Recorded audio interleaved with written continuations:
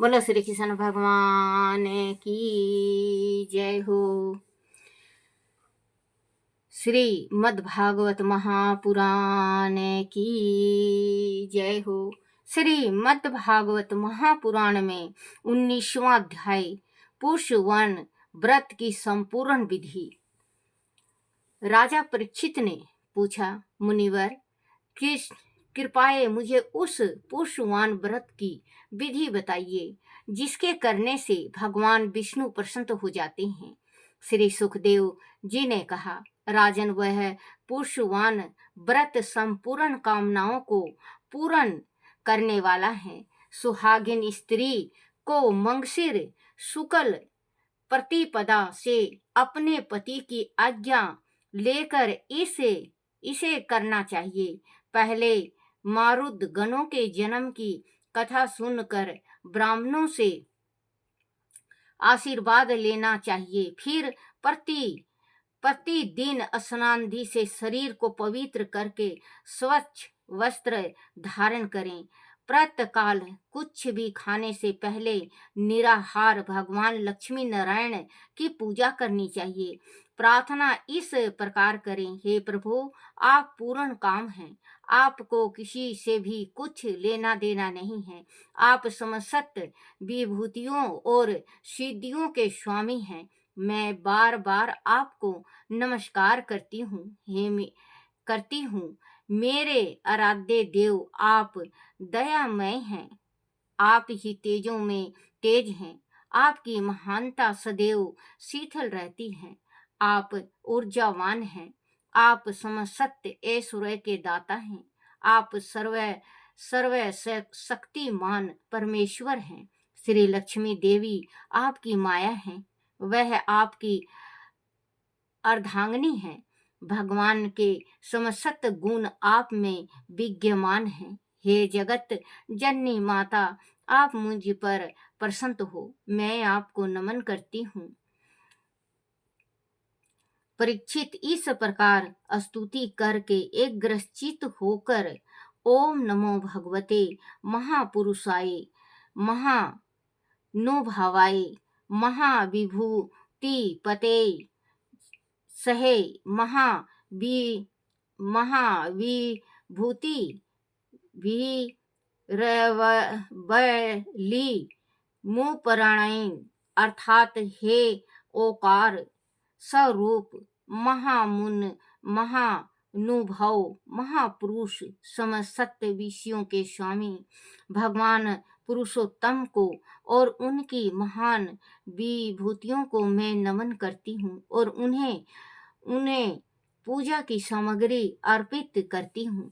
इस मंत्र के द्वारा प्रतिदिन शीतल चित्त से श्री विष्णु भगवान का आवाहन, अर्घ, पाग, आचमन, स्नान, वस्त्र, यज्ञोपवीति, आभूषण, गंध, पुष्प, धूप, दीप, नैवेद्य आदि से पूजन करें। जो नैवेद्य प्रसाद बचा रहे उससे ओम नमो भगवते महापुरुषाय महाविभूताय पताये स्वाहा महान ऐश्वर्य के स्वामी भगवान पुरुषोत्तम को नमस्कार है कहकर उन्हीं के लिए हवन करें और अग्नि में आहुति डालें। परीक्षित, जो सभी प्रकार की संपत्तियों का इच्छुक हो उसे प्रतिदिन भक्ति भाव से भगवान श्री लक्ष्मी नारायण की पूजा करनी चाहिए।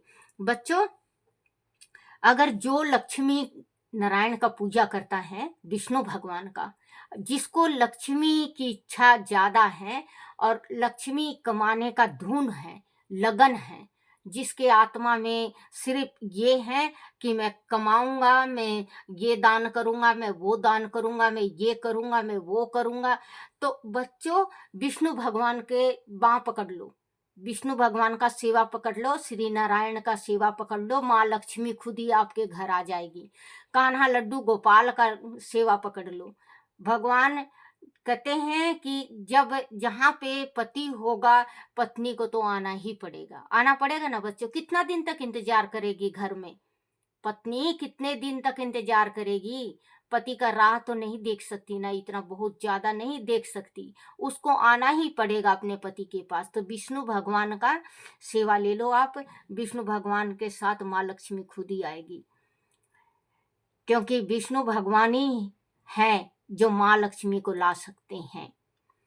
अब बच्चों, जब आप जल चढ़ाने जाओ शिवालय, तो भगवान से एक प्रार्थना जरूर करा करो, हे मेरे परमात्मा, हमारे घर में सुख शांति देना। क्योंकि बच्चों, अगर जिस घर में सुख शांति है, जिस घर में भी, चाहे किसी के घर में भी सुख शांति है, तो बच्चों ये सोच लो कि उसके घर में सब कुछ है। सुख शांति है तो सब कुछ है, और अशांति है तो उसके घर में कुछ भी नहीं है। मान लो बच्चों, आपके घर में सुख शांति नहीं, अशांति है, आप पूजा कर रहे हो, पाठ कर रहे हो, एकदम एक नंबर का खाना बनाए, एकदम जी लगा के खाना बनाए कि वो, और आप खा नहीं सके क्योंकि कलेश हो गया, आप खा नहीं सके खाना। तो बच्चों, जब ये कहते हैं कि सबसे पहले भगवान से अपने घर का सुख शांति मांगो। धन दौलत, उस धन दौलत का क्या करे बंदा जब सुख से रोटी ना खा सके, सुख से सो ना सके। तो बच्चों, अगर चाहे भगवान ने 2 टाइम की रोटी दी है और सुख शांति का दी है, तो आप सबसे संसार में अमीर इंसान हैं। सब इंसानों से आप अमीर हैं और आप खुश नसीब हैं जो आपके घर में सुख शांति है। शाम को दिन छिपे माता रानी सबके घर चक्कर काटती है। पहले गणेश आते हैं, फिर माँ लक्ष्मी आती हैं, फिर शिव पार्वती आते हैं। सबके घर, सबके संसार में सबके घर आते हैं। जिसके घर में सुख शांति नहीं होता उसके घर से चले जाते हैं। जिसके घर में दिन छिपे रोटी खाया जाता है उसके घर में भी नहीं रहते, उनके घर तो पीतर भी नहीं रहते। बच्चों, जो सायंकाल भोजन करने बैठ जाए उनके घर में पीतर भी रुष्ट होके चले जाते हैं। आप कहोगे दादी वो कैसे? तो सुनो बच्चों, क्योंकि दिन भर कमाने के बाद हमारे पितरों को शाम को विष्णु भगवान उनको खाना देते हैं। अगर हम खा लें, हम खाने बैठ जाएं, तो भगवान जो पितर हैं हमारे, उन पितरों का खाना खुस जाता है। भगवान कहते हैं तुम्हारे निमित्त तुम्हारे पुष्ट खा लिए, तुम्हारे बच्चे खा लिए, रोटी खा लिए, तुम्हारी रोटी आज का खत्म हो गया। अगर कोई स्त्री संध्या काल बाल बाती है तो आपके पितरों के थाली में बाल आता है। और जो सूर्य देवता हैं अपनी माँ के पास जाते हैं खाना खाने, उनके भोजन में बाल आता है तो उनकी माँ श्राप दे देती है और पितरों जी का श्राप लग जाता है हमें कि जाओ तुम्हें पीतर दोष हो। और कितना भी कर लोगे, कहीं कहीं देखना बच्चों कि पीतर का सप्ताह भी करवा लेते हैं, सप्ताह करवा लेते हैं, लेकिन पीतर दोष नहीं हो जाता, नहीं जाता ना बच्चों। सप्ताह भी करवा लेंगे, क्यों नहीं जाता? फिर क्यों आ गया ना बच्चों, क्यों नहीं जाता? क्योंकि उनके घर में सदाचार नहीं है, उनके घर में बेटी की आत्मा तड़फाई जाती है, उनके घर में ब्राह्मण का भोजन नहीं निकलता, उनके घर में गौ की रोटी नहीं निकलती, उनके घर में जो पुरोहित हैं उनका निरादर होता है, उनके घर में जो कोई मेहमान आता है नाक चढ़ाया मुंह चढ़ाया जाता है बच्चों, तो पीतर रुष्ट हो जाते हैं और पीतर दोष हटता नहीं। अब आप सप्ताह करवा रहे हैं, देखो बच्चों हम भी पुरोहित हैं, इसी वजह से मुझे ज्यादा पता है कि पुरोहित का आत्मा कहाँ पे तड़पता है। पुरोहित लेने देने का भूखा नहीं होता है, पुरोहित का मान किया करो। हाँ, गरीब है आपसे मांगेगा नहीं, अगर आप दे दोगे गरीब है तो उसके रूंग रूंग आपको आशीर्वाद देगी। आप आज 100 दिए हो, कल आपका लाख होगा। बच्चों ये गांठ बनाने वाली बात है, आज नहीं तो कल अपने बच्चों को भी सिखाओ कि ऐसे पितरों का, अगर आपको पितर दोष से मुक्ति पाना है तो आप अपनी बेटी का सत्कार करने लगो, इज्जत करने लगो। आए बेटी तो मान करो, और जो आपका पुरोहित है उसका मान करो। पुरोहित के साथ हमारे 27 कुल के पितर साथ आते हैं। जो पुरोहित आता है तो उसके साथ 27 कुल के पुरोहित आते हैं। कहते हैं गया जी करा दिए। बच्चे एक बात ये सोचो, गया जी, आपने गया जी करा दिया, सही है, गया जी करा दिया, पितरों का मुक्ति हो गया ना बच्चों। ठीक है, लेकिन ये क्या है बच्चों कि पीपल में पूजा नहीं करना, ये बेटी आए उसको देना नहीं, कोई ब्राह्मण आए उसको देना नहीं, पुरोहित का साथ छोड़ देना। एक बात ये बताओ बेटा, उनके घर में भूतावासा हो जाता है, जो पितरों का मान और सम्मान और ब्राह्मण का बेइज्जती करके उनके घर से जो आता है, तो उनके पितर जो स्वर्ग में गए हुए हैं तो सीधे ही नरक में पड़ जाएंगे। आप इस चीज का गांठ बना लेना बच्चों, किसी ग्रंथ में नहीं लिखा है कि आप गया जी करवा दिए तो आप अपने पुरोहित को और आप ब्राह्मण को लात मारो। आपके घर पुरोहित आए हैं, उनका सत्कार करो। पीतर का नहीं निकाल रहे हो, कोई बात नहीं। जिसके घर में पीतर नहीं उसके घर में भूतावासा है। पीतर बिना कुछ नहीं होता, क्योंकि अगर आपके पुरोहित आ गए तो ये सोच लो कि आपके घर की कुल देवी, कुल देवता, पितर जो स्वर्ग गए हुए हैं वो आपको आशीर्वाद देने के वास्ते आए हैं। उनका मान सम्मान करो, और जो आपसे पूछता है, जो कुछ भी बनता है आपसे वो दो। राजी खुशी पूछो, राजी खुशी बताओ, अपना तकलीफ बताओ, अपना तकलीफ वो बताए। तो ये संसारी है बच्चों। आप ये कह दोगे हम तो गया जी चले गए थे, हम तो नहीं, ब्राह्मण को हम तो पानी तक नहीं देते। अरे ब्राह्मण का क्या दोष, ब्राह्मण का क्या दोष? आपके जो पुरोहित हैं 19 पीढ़ी का हो गया है, हमारा 20-21 पीढ़ी का हम जजमानी प्रोहती कर रहे हैं। हमारा मेरे ख्याल से 21वां पीढ़ी चल रहा है। तो एक बात ये बताओ, अब आप गया जी करवा दोगे, मेरे जजमान नहीं करवाए हैं, फिर भी मैं बात बता रही हूँ कि अगर हमारे जजमान गया जी करवा दे, आज हम इतने मीठे हैं, इतने इज्जत करते हैं, हमारे जो जजमान हैं वो मानते हैं, और कल गया जी करवा दे और हम जाएं, ये कहो कि दादी गया जी करवा दी है, हम रोटी पानी नहीं देंगे। एक बात ये बताओ, अब हमारे जो जजमान है पंजाब हैं, छत्तीसगढ़ हैं, अगर हम 4 दिन के वास्ते, 3 दिन के वास्ते, 2 दिन का सफर करके जाएं और उन लोग खाना न दे तो क्या फायदा? आपके पितर फिर सीधे ही नरक में, सीधे ही नरक में वो फिर तंग करते हैं, वो प्रेत बन जाते हैं, फिर वो तंग करते हैं। तो बच्चों हाथ जोड़ के प्रार्थना है, अगर आपने गया जी करवा दिया है तो ठीक है, एक पीपल का पूजन मत छोड़ो आप, और एक अपने पुरोहित का और बेटी का निरादर मत करो। जो ब्राह्मण का निरादर और गौ का निरादर करता है उसके घर में उसके जो पितर हैं वो नरक में पड़ते हैं। तो बच्चों थोड़ा थोड़ा छोटा छोटा चीज को अपनाओ तो सब कुछ है। तो कहते हैं कि विष्णु भगवान को आप भक्ति करो।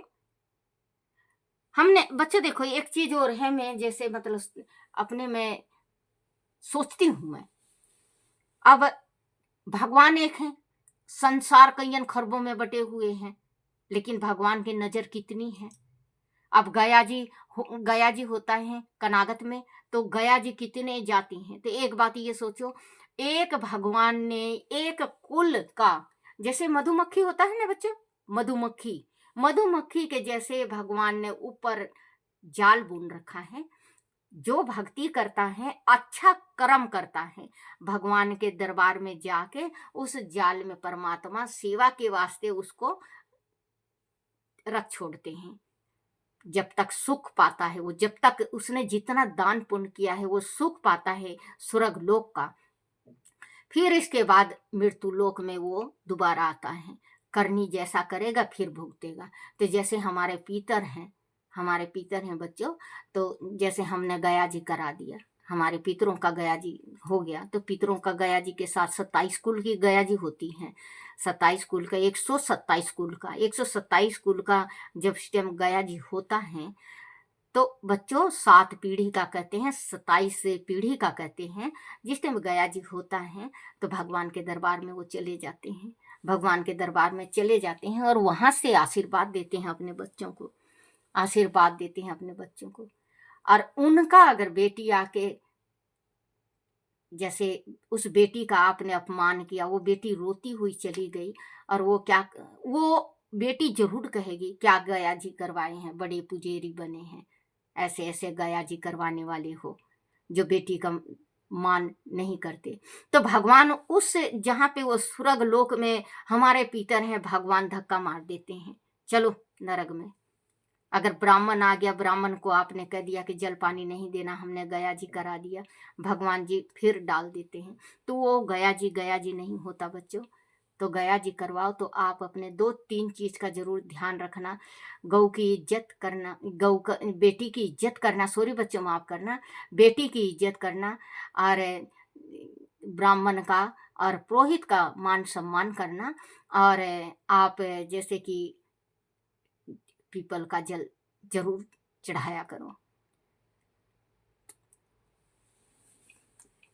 बोलो श्री कृष्ण भगवान की जय हो। और अगर मेरे से कोई गलत शब्द निकल गई हो या गलत सोच हो मेरी, तो बच्चों मुझे माफ कर देना। हे मेरे कन्हैया, आप भी माफ करना, क्योंकि आपकी मैं इसमें गद्दी में बैठ के जो कुछ कहती हूँ आप कुहाते हो, मैं खुद नहीं कहती, क्योंकि मैं तो साफ अनपढ़ हूँ बच्चों। मैंने पढ़ाई लिखाई नहीं कर रखी, मैं बिल्कुल साफ अनपढ़ हूँ। ये भगवान ने ज्ञान दे रखा जो थोड़ा सा मैं आप तक लाती हूँ, आपको अच्छा लगता है, मुझे भी अच्छा लगता है। बोलो श्री कृष्ण भगवान की जय हो। परीक्षित जो सभी प्रकार की संपत्तियों का इच्छुक हो, उसे प्रतिदिन भक्ति भाव से भगवान श्री लक्ष्मी नारायण की पूजा करनी चाहिए, क्योंकि वह ही संपूर्ण मनोकामनाओं को पूर्ण करने वाले हैं। पूर्ववंत पूर्व वक्त मंत्र का 10 बार जाप करके भक्ति भाव से भगवान के सम्मुख सटांग, सटांग का मतलब होता है बच्चों बिल्कुल लंबा हाथ और लंबा पड़ सीधे लिट के भगवान का नमस्कार करना। सटांग, सटांग पूर्वक मंत्र का 10 बार सटांग प्रणाम करें और उसके बाद इस स्तोत्र का पाठ करें। हे लक्ष्मी नारायण, आप संपूर्ण जगत के स्वामी हैं और संपूर्ण चराचर जीव के आदिपति हैं। यह जगत आपकी इच्छा का ही परिणाम है। आप ही इसके आदि और अंतिम कारण हैं। श्री लक्ष्मी जी आपकी माया है, अव्यक्त प्रकृति है, उनका पार पाना अत्यंत कठिन है। हे प्रभु, आप ही इस महामाया के आदि स्वर हैं और आप ही परम पुरुष हैं। आप ही यज्ञ हैं और यज्ञ की क्रियाएं हैं। आप सभी फलों को देने वाले हैं। आप ही समस्त प्राणियों के आत्मा हैं। हे प्रभु, आपकी कीर्ति पवित्र है। आप ही मनुष्य को धन, ऐश्वर्य और यश प्रदान करने वाले हैं। आपकी कृपा के बिना मनुष्य यश का भागी नहीं हो सकता। आप मेरी मनोकामनाओं को पूर्ण करें। राजन, इस प्रकार परम दानी भगवान लक्ष्मी नारायण की आराधना करके वहां से नैवेद्य प्रसाद हटा दे और आचमन करके पूजा करें। पूजा एक ग्रसित और पूर्ण भक्ति भाव से की जानी चाहिए। पूजा के उपरांत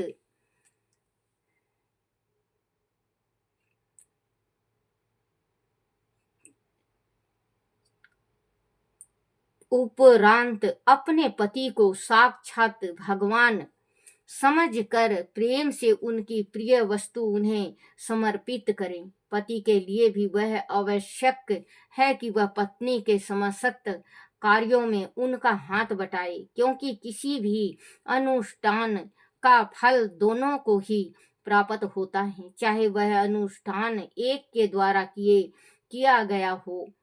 आदि पत्नी किसी अकारणवश अपने व्रत के पालन में अयोग्य हो जाए तो पति को वह अनुष्ठान पूरा करना चाहिए। भगवान विष्णु का यही व्रत पुष्यवान व्रत कहलाता है।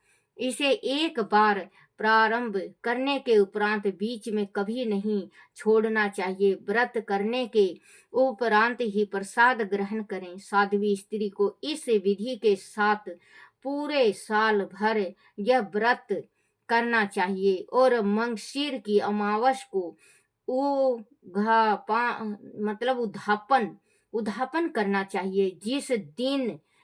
जिस दिन करना चाहिए और मंगशीर की अमावस को उद्यापन करना चाहिए। जिस दिन उद्यापन करना हो उस दिन प्रातः काल स्नान करके पूर्ववंत विष्णु भगवान का पूजन करे और पति द्वारा घी मिले खीर की अग्नि में 12 आहुति दें। इसके बाद ब्राह्मणों से आशीर्वाद लेकर भक्ति भाव से उन्हें भोजन करा के संयुक्त भोजन करें। परीक्षित, भगवान के इस पुष्यवान व्रत को जो भी मनुष्य विधि पूर्वक करता है उसे उसकी मन चाही वस्तु मिल जाती है। स्त्री द्वारा इस व्रत का पालन करने से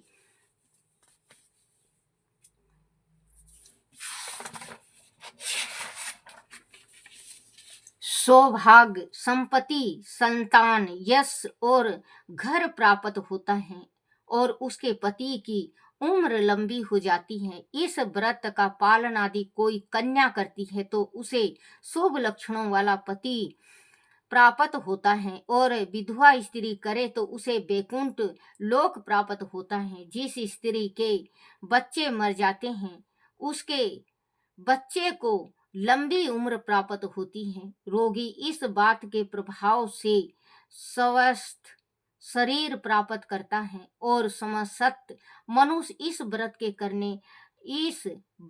के करने से देवताओं और पितरों को प्रसन्न करता है। बोलो श्री कृष्ण भगवान की जय हो। श्री कृष्ण गोविंद हरे मुरारी, हे नाथ नारायण वासुदेवाय, हे नाथ नारायण वासुदेवाय, हे नाथ नारायण वासुदेवाय। श्री कृष्ण गोविंद हरे मुरारी, हे नाथ नारायण वासुदेवाय। बोलो श्री कृष्ण भगवान की जय हो। व्रत पठनी नाग लीला। श्री कुल यमुना धेनु आगे, जल में बैठे प्रभु जी आन के, नाग नागिन दोनों बैठे, श्री कृष्ण जी पहुँचे आन के। नागिन कहती सुन रे बालक, जाओ यहाँ से भाग के, तेरी सूरत देख मन दया उपजी, नाग मारेगा जाग के। किसका बालक पुत्र कहिए, कौन तुम्हारा ग्राम है, किसके घर तू जन्मिया रे बालक, क्या तुम्हारा नाम है।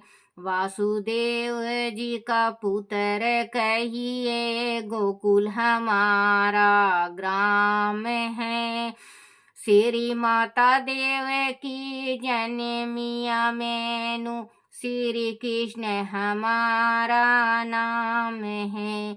ले रे बालक हाथा दे कांगन, काना दे कुंडल, 1.25 लाख की बोरियां।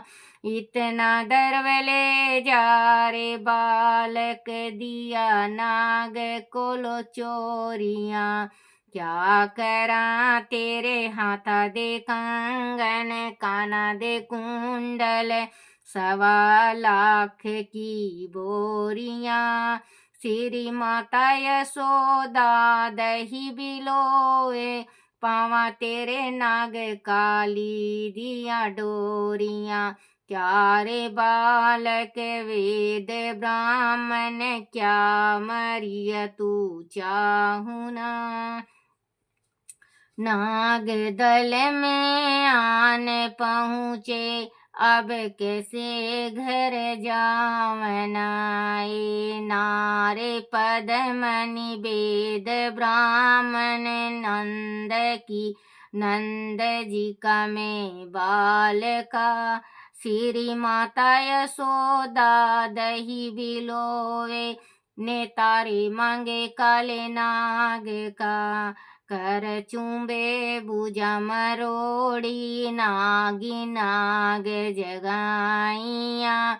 उठो रे उठो बलवंत योधा, बालक नथन को आइया। उठियो रे उठियो मंडली के राजा, इंद्र बगु घर जाइया। बाके मुकुट पर झपट कीनी, श्री किशन जी मुकुट बचाइया। भुज के बल प्रभु खींचलीना, जीवा का बल प्रभु हरण किया। हाथ जोड़ नागिनिया कहती, अब बल पिया जी कहाँ गया। बसरी से ती काली नाग नथिया, फन फन निरत कराया। फूल फूल धन धन मथुरा की नगरी, देव की मंगल गाइया। भगत हेतु प्रभु जन्म लेकर, लंका में रावण मारिया। काली वासुकी नाग नथिया, मथुरा में कंस पछारिया। सप्तदीप 9 खंड 14, सभी तेरा है बसराइया। सूरदास प्रभु जी तेरा यश गावे, तेरे चरणों दो तो बलिहारियां। चंद्रकला प्रभु जी तेरा यश गावे, तेरे चरना तो बलिहारियां। श्री कुल यमुना धेनु आगे सक, बैठे प्रभु जी आन के। बोलो श्री कृष्ण भगवान की जय हो। श्री कृष्ण गोविंद हरे मुरारी, हे नाथ नारायण वासुदेवाय। हे नाथ नारायण वासुदेवाय, हे नाथ नारायण वासुदेवाय। श्री कृष्ण गोविंद हरे मुरारी, हे नाथ नारायण वासुदेवाय। आरती श्री भागवत भगवान की है आरती, पापियों के पाप को है तारती। आरती श्री भागवत भगवान की है आरती, पापियों के पाप को है तारती। बोलो श्री कृष्ण भगवान की जय हो। रुच रुच भोग लगाओ मेरे सांवरिया, रुच रुच भोग लगाओ मेरे लड्डू जी। रुच रुच भोग लगाए मेरे लड्डू जी। ऐसा भोग लगाओ मेरे लड्डू जी, ऐसा भोग लगाओ मेरे लड्डू जी, सब अमृत बन जाए मेरे लड्डू जी, सब अमृत बन जाए मेरे लड्डू जी।